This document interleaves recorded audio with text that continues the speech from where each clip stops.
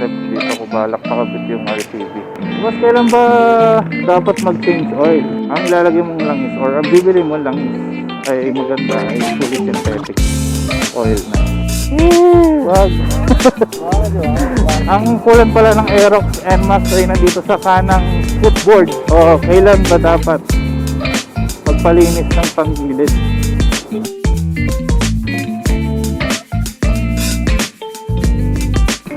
Ano ba yan? Girl, ang lalaki ng patak.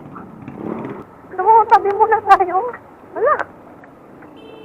Hindi lang muna tayo.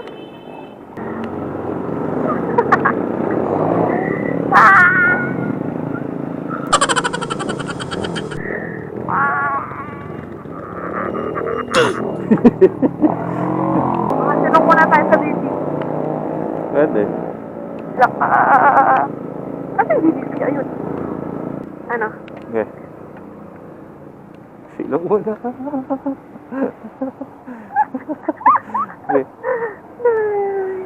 Ayan, sumilong muna kami sa saglit. Biglang bumuhos ang malalaking ulan. Pero saglit lang. Kailangan may tatanong lang. Boss, pwede ba mong pakabit ng ano dito? RCB? Racing boy na Brake. Hindi, pag gano'n, labor lang babayaran. Kasi meron ako eh. i-break pa tayo yan eh. Oo. Magkano yung ganun? Hose caliper disc. Tatanong tayo kung magkano yung mangyayari, labor. Kasi dito ko balak pakabit yung RCB. Nireview natin or in-unbox natin last time para mapalitan na siya. 450 daw. Labor? Lahat na yon. Opo. Okay lang. Sige, so susunod daling ko dito ha. Okay, thank you.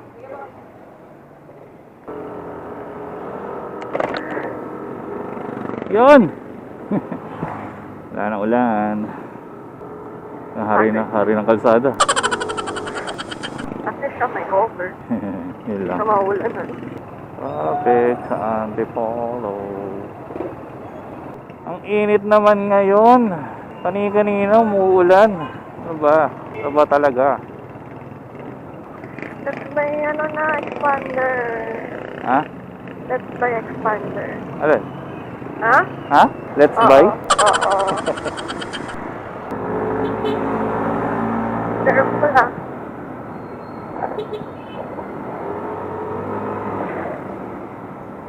Tayo sa Lores Country Plaza. Balita ko gagawin daw SM yan. So magkakaroon ng SM dito sa Antipolo. Kasi sakto katapat niya SM Hypermarket. Good morning ulit. Mga gala. Samahan niyo ako today sa aming errands. Short ride lang dito sa Antipolo with my OBR. Hey, hi. Hello. Pero habang sumasama kayo ay bibigyan ko rin ng konting tips. Bibigay ng tips. Hindi, naisipan ko lang gawin kasi dami rin nagtatanong sa akin, lalo sa office namin. Boss, kailan ba dapat mag-change oil? Kailan ba dapat magpalit ng gear oil? Ganun. Kailan nga ba? Itong mga tips na to ay base lang sa aking opinion. Ito yung kumbaga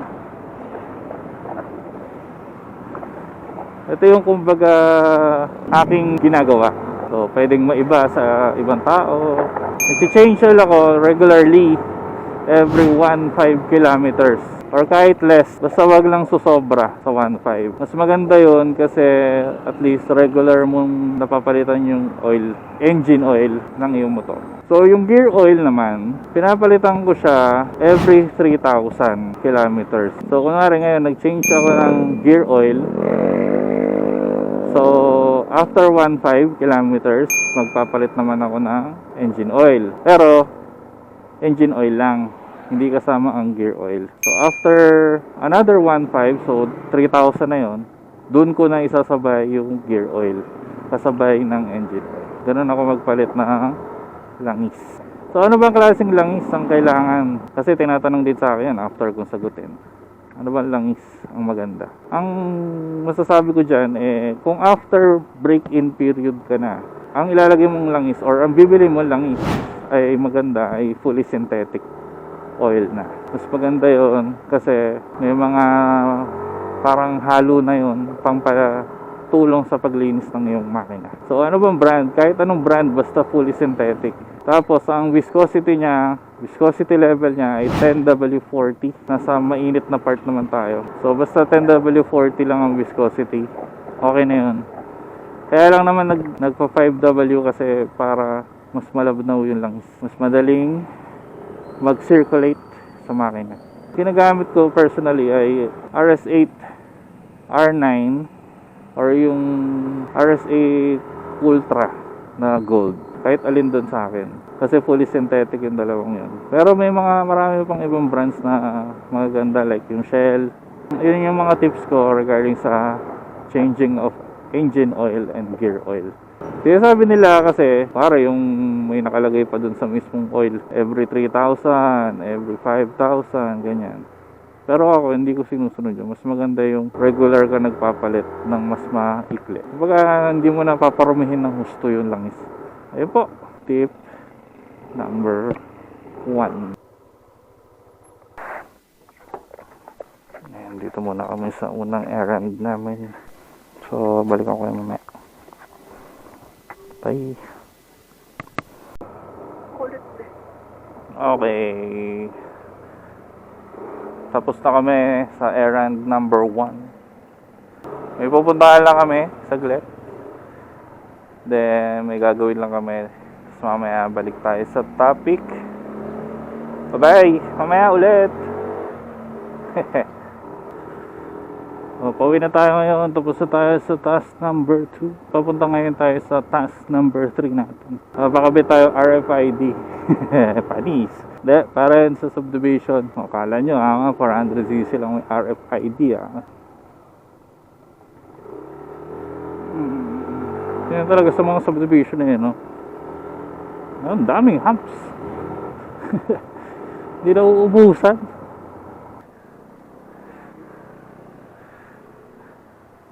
Saan ba nilalagay yan, boss? Ano magiging itsura ba dito? Pati nga. Ay, saan ba pwede po? Ito, sticker yan eh. Sticker to yung kulay na yan eh. Bala ko sana, dito ko sana sa ilalagay. Pwede patayo? Wag. Bakit yun? Bakit? So, pagbalik ko na lang. Next week naman ako babalik. Gege. Salamat ha. Susunod na lang. Ayan, bigo tayo, no? Kasi ayaw din ni Kuya ilagay dun sa ating carbon. Siyempre ako din, no? Bago lang naman yung carbon fairings natin. Sayang naman kung lalagay lang ng RFID. So proceed tayo sa next tip. At yun ang coolant. Yan. Tinatanong din kasi sa akin yan. Gaano ba kadalas magpalit ng coolant? Ayon sa mekaniko, mga mekaniko na nakausap ko, kahit mga 6 months. Yung sa akin, ang ginawa ko 1 year, once a year. Pero chinek ko siya after 6 months. Yun naman yun. Kumbaga yung checking siguro is 6 months. So chinek ko, okay pa naman. Okay naman yung level nung coolant natin. Ang coolant pala ng Aerox NMAX ay nandito sa kanang footboard sa ilalim. Yung ano niya, yung reservoir. Pero yung syempre, yung radiator nandito sa kanan. Pero nagta-top up naman kasi sa coolant, doon lang naman sa reservoir. Doon siya nakalocate. Pwede nyo siya i-check doon para makita nyo yung level. So, ayun. Check nyo every 6 months. Or, pag may long ride kayo, i-check nyo. So, yun, ang maintenance tip for coolant.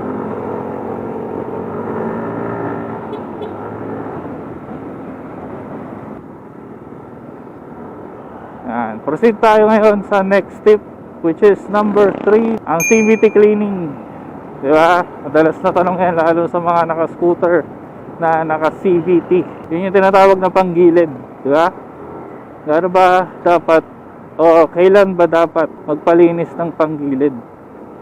Ang sabi kasi nila, parang every 6,000, ganyan, palinis ng panggilid. Para sa akin, parang ang tagal nun. Ilang kilometers pa lang, nararamdaman ko na yung dragging eh. So, ang ginawa ko, kasabay siya ng gear oil. Kung natatandaan nyo kanina, sabi ko, ay every 3,000. Pero minsan, nararamdaman ko, pare, 1.5 pa lang. Mukha rin, nung nagpa-change oil ako, nagda-dragging siya. Doon pa lang, pinapabuksan ko na yung panggilid. Papacheck ko na yung panggilid. Kung madumi, kung may palitin, which is, lagi naman na natutuklasan na, kunwari, yung slight maluwag na. Kaya pinapalitan. Hindi natin masasabi kung kailan sila mag-wear and tear. Minsan, lambot na nung spring, wala pa sa gusto mong mileage para pa-check yung panggilid mo. So, mangyayari, kailangan mo talagang ipalinis, ipatingin para maging maayos yung takbo ng motor. Pero yung belt naman kasi, buhay niya na is 10,000 kilometers. Di sa akin nga, after 10,000, okay pa eh. Pero pinapalitan ko na lang din para sure. Kasi alam ko yun yung lifespan niya. Ayun, ang tip number 3. Actually, yun lang naman ang mga basic tips or basic maintenance na kailangan ng scooter. Yun yung mga usually monthly or every 2 months ginagawa.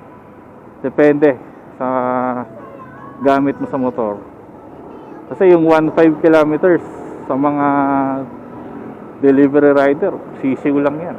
Saglitan lang yan. Ayun guys, thank you. Ayun na, isama ko naman kayo sa errands ko today. Yun lang, short ride.